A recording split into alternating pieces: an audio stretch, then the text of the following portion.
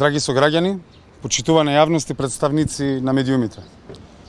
Несомнено е дека ги живееме најтемните дни за македонската демократија и во бездната во која не води антиевропската и антидемократската СДС, на тој караван очигледно дека одлучи да им се придружи денеска и ВМРО-ДПМН. На сите ни е јасно дека за оваа влада постои само легалистичка рамка, таа нема легитимитет одамна и повеќекратно е делегитимирана. Прва таква инстанца, вредно е да се напомене, дека е во 2021 година, на локалните избори на кои опозицијскиот бран ВМРО-ДПМН одлучи да го преточи во една кохабитација со СДС која трае година дена и која кулминира сега со ова тука.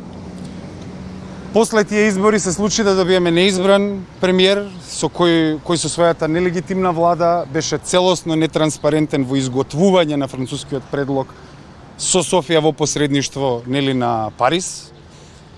И сега имаме ситуација каде што постои консензус во нашата јавност веќе година дена за овој француски предлог, но година дена се работи на поларизација на нашето општество. СДСМ преку агенции за пропаганда и ВМРО-ДПМН преку своите променливи ставови работат на амортизација на ова незадоволство и на дополнителна поларизација на македонското општество. Ова укажува дека се движиме кон криза на демократијата, дефинитивно, како надоврзување на ова ќе ја спомнам и иницијативата за референдум која спикерот Джафери веќе ја држи подолго време во својата фијока. И покрај консензусот кој го имаме, очигледно дека се работи за авторитарен режим, затоа што авторитарните режими се легитимираат преку цели, а не преку избори. И не само тоа, туку одиме кон страшна криза на демократијата, затоа што ќе напоменам дека со влегувањето на ВМРО-ДПМН во владата, само левица ќе остане како партија која не влегувала и не излегувала од владеачкото мнозинство.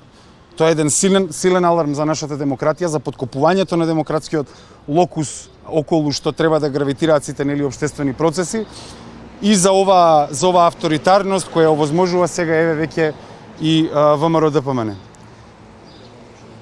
Лидерот на ВМРО-ДПМН имаше многу променливи изјави во последната година. Имаше моменти кога неговите пратеници потпишуваа изјави на нотар. Имаше моменти каде што нудеше решение да се излезе на предвремени избори и да се стават уставните измени во самите предизборни програми. И крајно неговиот извршен комитет Сабајли излезе со изјава дека не ги прифаќаат уставните измени под бугарски диктат. Но што е тоа? Тоа е всушност една изјава за членството на ВМРО-ДПМН. Тоа е изјава која ќе се врти и ќе циркулира низ медиумите на ВМРО-ДПМН. Но членството ја следи оваа ситуација и свесно е за одлуките кои раководството ги презема. Но јасно е дека ВМРО-ДПМН има своја улога во исполнувањето на Софиската платформа, на подкупувањето на принципите на македонската државност. И ова е само еден крајна инстанца за ова недемократско делување на нашите партии. За крај уште ќе потсетам дека иако на ВМРО-ДПМН сега му представува проблем да биде во ДУИ со влада, со ДУИ во влада, тие совршено функционираат како партнери во Советот на Велес. Значи не ги гледаме овде причините за овој политички циркус.